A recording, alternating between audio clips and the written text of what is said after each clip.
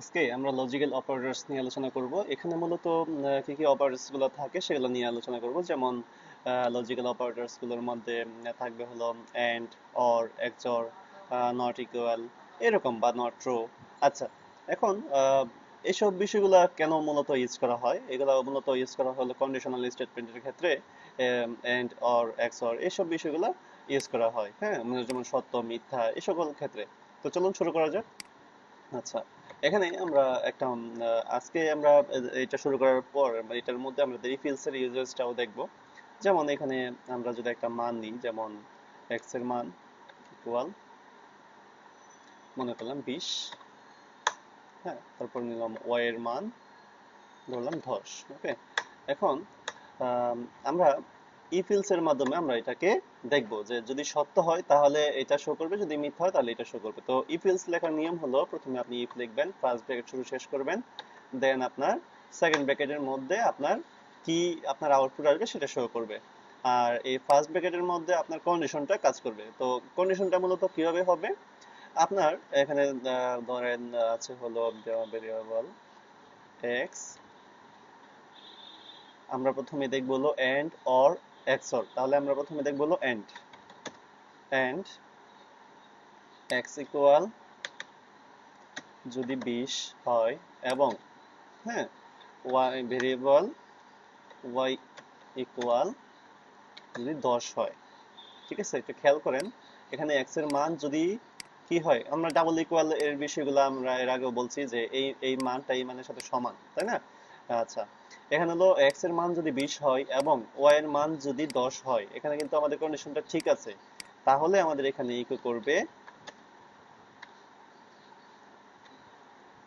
করবে সত্য। ঠিক আছে, আচ্ছা।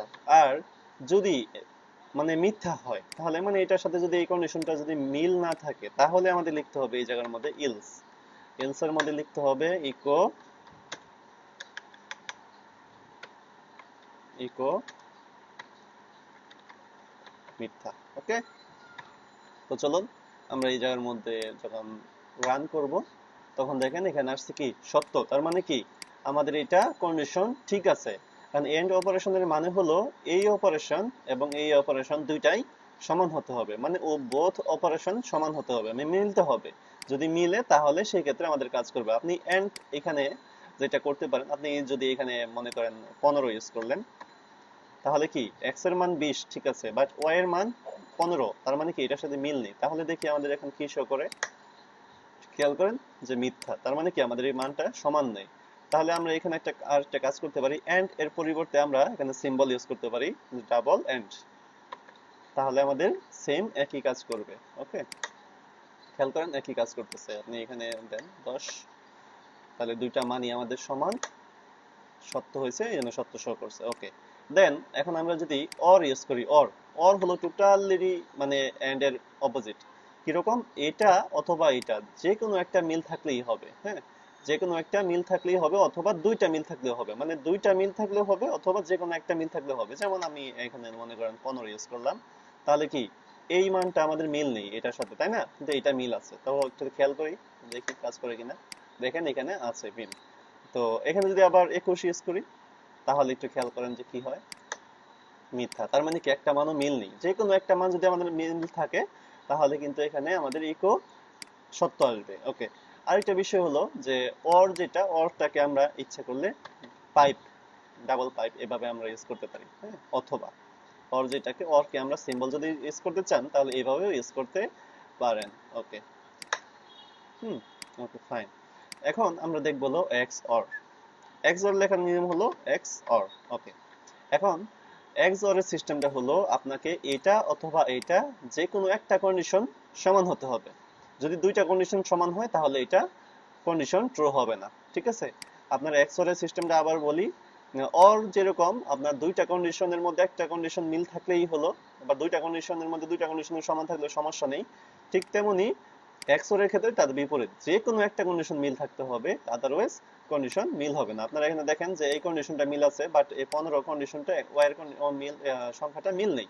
তাহলে আমাদের এখানে মিথ্যা আসার কথা, তাই না? তো দেখি আমাদের এখানে কি আসে। ও সরি, আমাদের তো যে কোনো একটা মিল থাকার কথা, রাইট? একটা মিল থাকলেই হলো। এখানে যদি আমাদের দুইটা মানই যদি সমান লিখি, তাহলে কি হয় একটু খেয়াল করি। দেখেন, দুইটা কন্ডিশন সমান, মিল চলে আসছে। ওকে, তা এক্সর এর সিস্টেমটা হলো এরকম। আরেকটা অপারেটর আছে যে নট ইকুয়াল। এর মানে হলো যে আহ, আমরা একটু খেয়াল করি, মনে করেন এক্স এর মান এত, এটাকে আমরা কেটে দিই। আমরা যদি এখানে লিখি যে এক্স, সরি এখানে না, এক্স,